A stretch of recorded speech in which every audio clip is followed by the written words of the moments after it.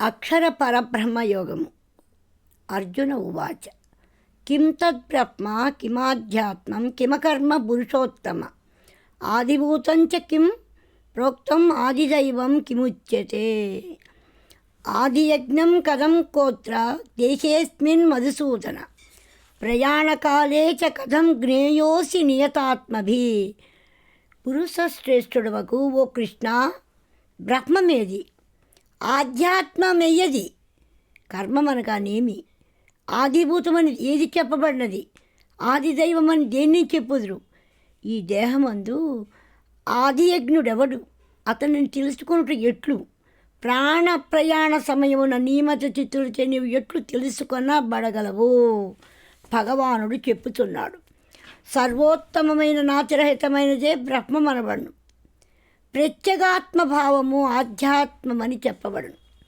ప్రాణికోట్లకు ఉత్పత్తి కలుగజేయు త్యాగపూర్వకమైన క్రియ కర్మమని పేరు కలిగి ఉన్నది. బ్రహ్మమనగా నాశరహితమైనది. దృక్రూపముకు పరబ్రహ్మము అది అక్షరము. ఏ కాలమందు అది నశింపదనియు దేశకాలాదులయందు పరిచ్ఛిన్నము కాదనియు స్పష్టమవుతున్నది. ఆధ్యాత్మమనగా స్వభావమే. జీవుని వాస్తవ రూపము ఆధ్యాత్మం.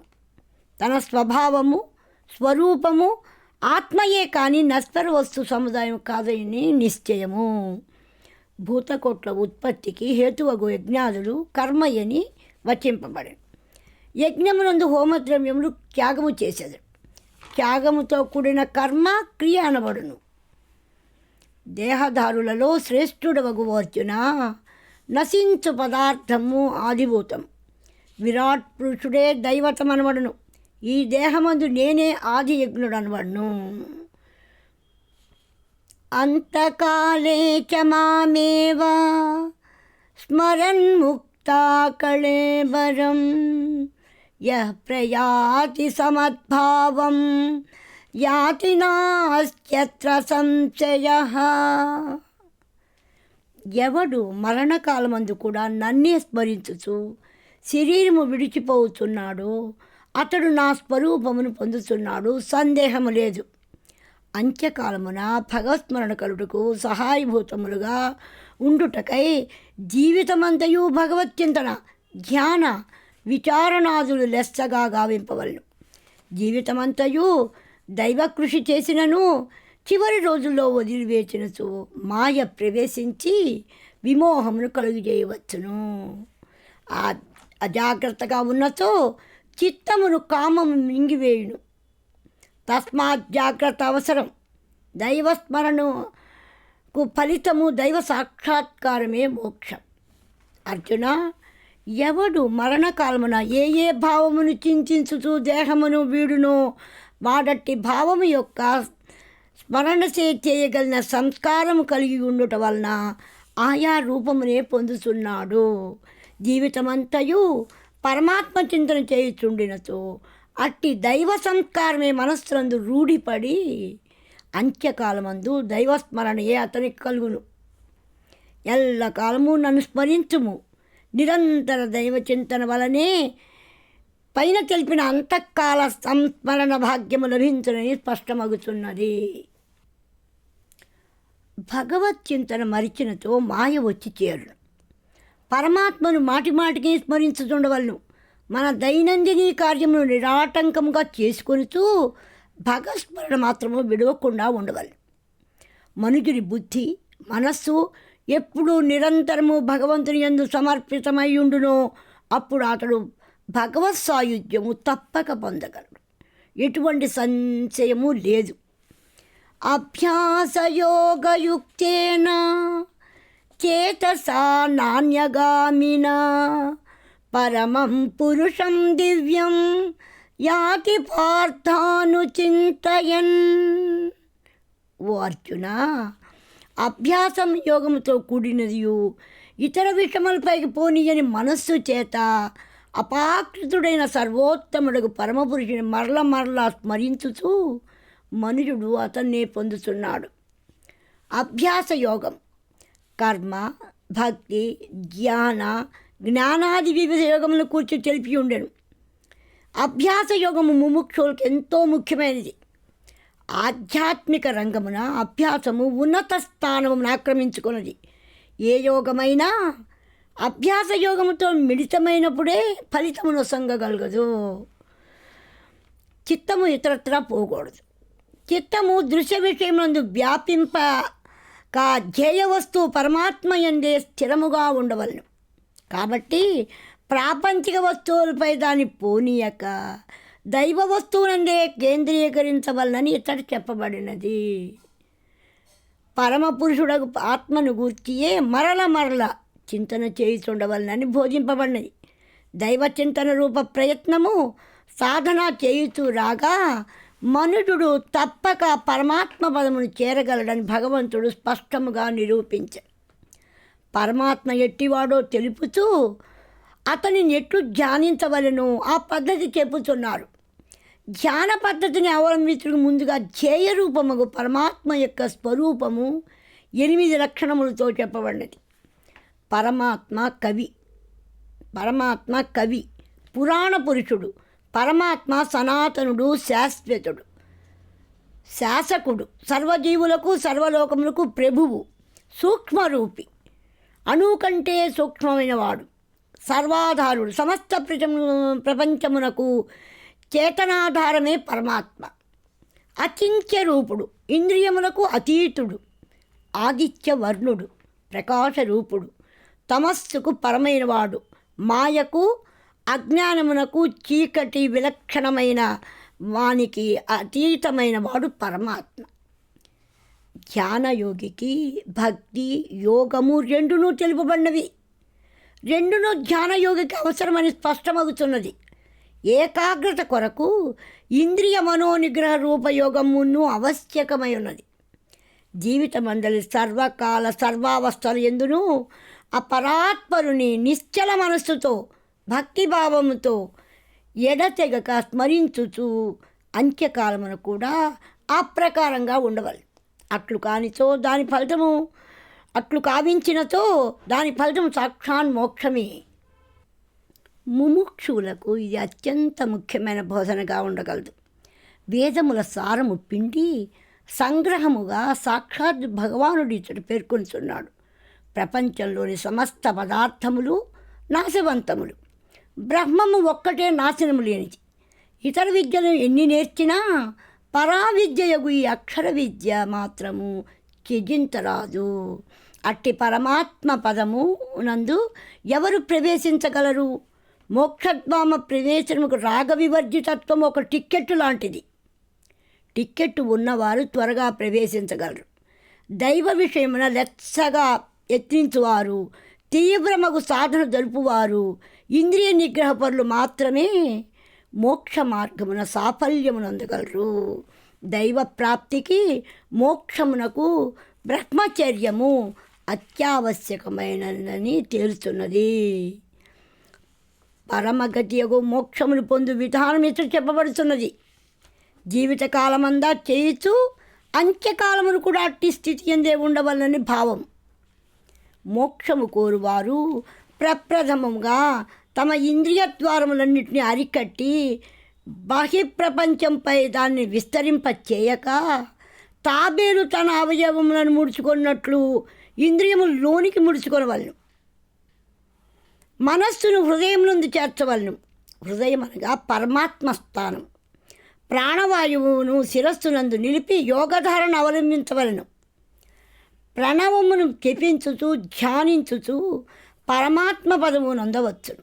ఇచ్చట జాతి మత కుల లింగ విచక్షణ లేదు. ఓ అర్జున, ఎవడు అనన్యచిత్తుడై నన్ను గూర్చి ప్రతిజనము నిరంతరము స్మరించుచుండునో అట్టి నిరంతర ధ్యానపరునకు నేను సులభముగా పొందబడు వాడినై ఉన్నాను. నిరంతర దైవస్మరణశీలుడై పరమాత్మను సులభముగా పొందగలడు. సర్వోత్తమమైన మోక్షమును పొందిన మహాత్ములు నన్ను పొందిన వారై మరలా అతనికి పునరావృత్తి ఉండదు. కాబట్టి దుఃఖరాహిత్యమునికై దైవమును తప్పక ఆశ్రయించవలసి ఉన్నది. జన్మ అనున్నది దుఃఖాలయము, అశాశ్వతము.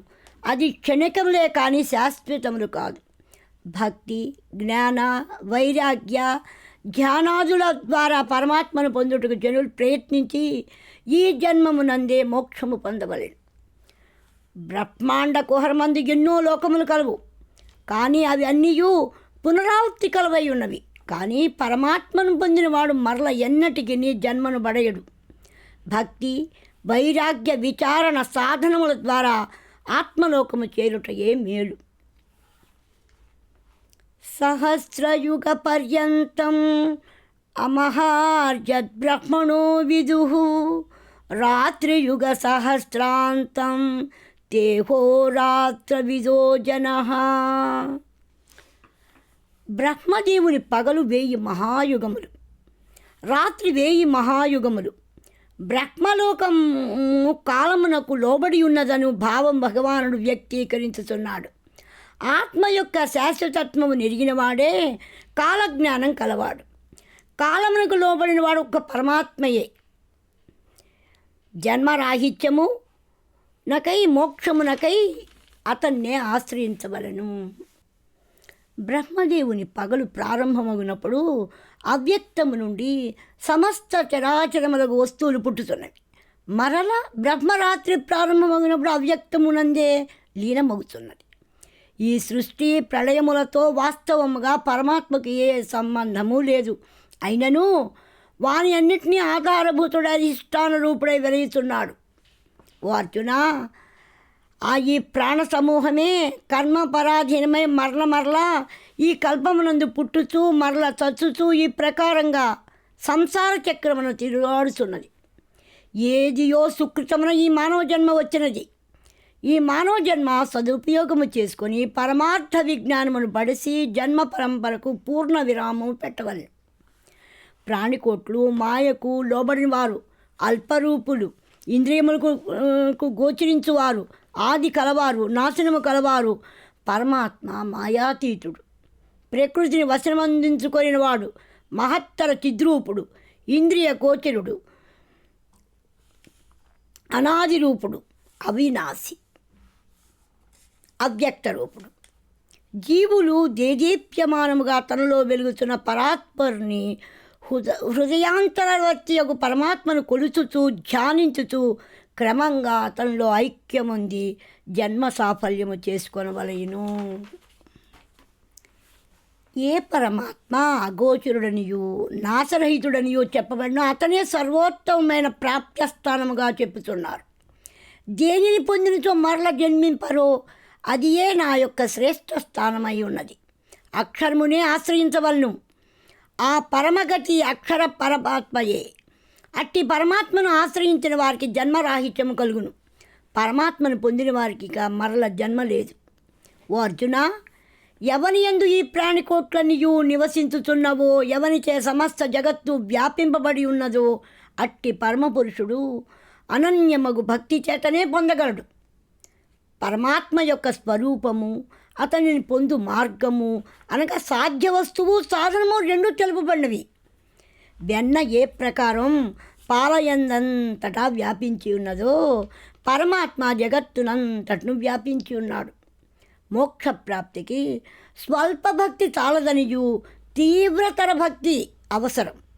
అనన్య భక్తి అంటే భగవంతుని మీద తప్ప ఇతరము ఏ పదార్థమునందు ఆసక్తి లేకుండా పరాభక్తిని ప్రయత్నపూర్వకంగా సాధించవలను.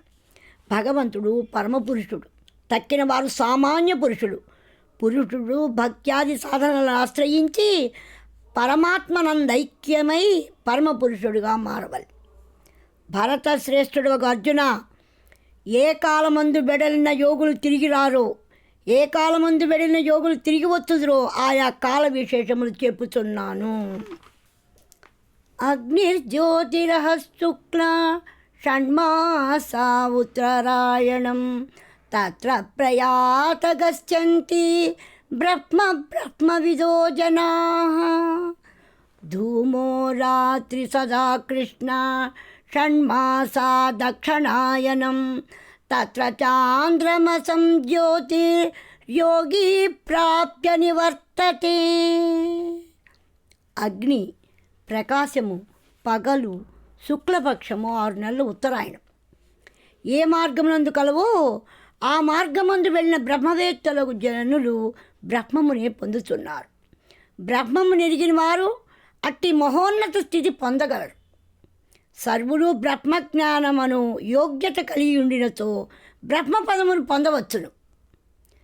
జీవుడు పరమాత్మను పొందవలననిన ప్రకాశమందే, జ్ఞానమందే, స్వస్వరూప విజ్ఞానమునందే స్థితి కలిగి ఉండవలను.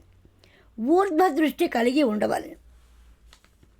పొగ, రాత్రి, కృష్ణపక్షము, 6 నెలలు గల దక్షిణాయనము ఏ మార్గమున కలదో ఆ మార్గమున సకామ కర్మయోగి చంద్ర సంబంధమైన ప్రకాశమును పొంది మరలా వెనుకకు వచ్చుతున్నాడు. పొగ, రాత్రి, కృష్ణపక్షము 3 అంధకార సూచకములై ఉన్నవి. దక్షిణాయనము అదో మార్గము సూచించున్నది. జీవుడు ఈ మార్గంలో ప్రయాణించినచో మరల పుట్టుచూ చచ్చుచూ ఉండును. ఈ శుక్లకృష్ణ మార్గములు 2 జగత్తునందు శాశ్వతముగా నుండినవిగా తలంపబడుతున్నవి. అందు మొదటి దానిచే జన్మరాహిత్యము, రెండవ దానిచే మరల జన్మము పొందుతున్నాడు. జనులు తమ విజ్ఞతను ఉపయోగించి శ్రేయోదాయకమగు మొదటి మార్గముని అనుసరించి బంధకరమగు రెండవ మార్గమును త్యజించవలను. ఓ అర్జున, ఈ 2 మార్గములు తెలిసినట్టు యోగి ఎవడను ఇక మోహమును పొందడు. కాబట్టి నీవెల్లకాలమందును యోగయుక్తుడు కమ్ము. ఇది మంచి, ఇది చెడు అని తెలిసిన విఘ్నుడు ఎన్నటికీ చెడును కోరడు. మంచిదాన్నే ఆశ్రయించును. యోగం అనగా ఐక్యము. మనస్సును ఆత్మతో ఐక్యపరచుటే యోగము. ధ్యానము ద్వారా, జ్ఞానము ద్వారా, భక్తి ద్వారా మనస్సును సాక్షియగు ఆత్మస్వరూపమందు లయమొనర్చుటే యోగము. వేదేషు యజ్ఞేషు తపస్సు చైవ దానేషు యత్ పుణ్యఫలం ప్రతిష్టం అత్యేతత్సర్వమిదం విదిత్వా యోగీ పరం స్థానముపైతి చాద్యం. అక్షర పరబ్రహ్మతత్వమును ఎరిగినవాడు ఎట్టి మహత్తరమైన పుణ్యఫలమును పొందగలడు, ఎట్టి సర్వోన్నత స్థానమును అలంకరించగలడో ఇక్కడ చెప్పబడినది. వేదాధ్యయనం వలన, యజ్ఞాచరణం వలన, తపక్రియల వలన, దానము చేయటం వలన జీవునికి ఎంతటి పుణ్యం కలుగునో దానికంటే అధికతర పుణ్యమును పరబ్రహ్మతత్వం ఎరిగిన యోగి పొందుతున్నాడని ఇచ్చట స్పష్టముగా చెప్పబడింది. ప్రపంచమున పరబ్రహ్మతత్వం ఒకటియే సత్యమైనది. బ్రహ్మజ్ఞానజనిత మహాపుణ్యమందు తక్కిన పుణ్యములని అంతర్భూతములై ఉండును. బ్రహ్మానుభూతి వలన కలుగు పుణ్యము శ్రేష్టమై వెలుగుతున్నది. పరమాత్మ ధ్యానము, బ్రహ్మ విజ్ఞానమును మన శుద్ధియే, హృదయ పవిత్రయతయే నిర్మల భక్తి పొందవచ్చు. ముముక్షువులు చిన్న చిన్న పుణ్యములతో సంతృప్తి నొందక పుణ్యనిధి అయి మహత్తర స్థానమై అలరాల్చుండు. ఏ పరమాత్మ పదవి కలదో, ఏ ఆత్మస్థానము కలదో దాన్ని భగవానుడు గీత యందు తెలిపి నా అభ్యాసముల ద్వారా పొంది మానవ జీవితమును సార్థకము చేసుకొనవాలి. ప్రారంభ స్థితిలో ఆ తపోదానాదులను ఆశ్రయించినను వానితో పరితృప్తి నొందక ఇంకనూ పైకి పోయి క్రమముగా చిత్తశుద్ధి ద్వారా ఆత్మజ్ఞానమును, బ్రహ్మానుభూతిని పొందవలయను. ఫలితము బ్రహ్మరాక్షత్వము, వృక్షాత్వాది సమస్త దోషములు తొలగి జీవునకు ముక్తి లభించును. దక్షిణ దేశమున అమర్ధకమను ప్రసిద్ధ నగరమున భావశర్మయను బ్రాహ్మణుడు నివసించున్నాడు. అతడు పెక్కు అనుచిత కార్యములు నర్చుతూ జీవితమును భ్రష్టం చేర్చుకొని వేశ్యాలోలుడై మధుమాంసములు భక్షించుతూ కాలక్రమంగా మరణించి ఒక తాటి చెట్టుగా పుట్టెను. కుశీవలుడు అను బ్రాహ్మణుడు దానములు గ్రహించుతూ ధర్మకార్యములు చేయక మరణించి బ్రహ్మరాక్షసుడాయను. భార్య కుమతియు బ్రహ్మరక్కసి అయి పుట్టెను. కుమతి భర్తను మనకు మోక్షము ఎట్లు వచ్చునని ప్రశ్నింప బ్రహ్మ విద్య ఆధ్యాత్మిక విచారణ చేతను, కర్మ యొక్క రహస్యమును తెలుసుకొనడం చేతను కర్మ తొలగి మోక్షము కలిగినని చెప్పి, కిం తద్బ్రహ్మ కిమాధ్యాత్మం కిమకర్మ పురుషోత్తమ. బ్రహ్మం అనగానేమి, ఆధ్యాత్మం అనగానేమి, కర్మ యొక్క తత్వమేది అని ప్రశ్నించగా గీత యొక్క 8వ అధ్యాయం యొక్క ప్రథమ శ్లోక పూర్వార్థం స్మరించాను. ఆ గీతావాక్య శ్రవణము చేత తాటికెట్టుగానున్న భావశర్మ బ్రహ్మరాక్షసుడు బ్రహ్మరక్కసి రూపంలో ఉన్న కుశీవరుడు కుమతి నిజ రూపములు పొందిరి. కుశీలవుడు కుమతి వద్దకు వచ్చిన విమానమును అధిష్ఠించి దివ్యలోకంకి వెళ్ళిరి. భావశర్మ సప్తమాధ్యాయం అధ్యయనము చేశాను. విష్ణుమూర్తిని అతని జపతపములకు మెచ్చి మోక్షము ప్రసాదించాడు. భావశర్మ తపస్సుచే నరకవాసులకు వారి వంశస్థులు తరించిరి.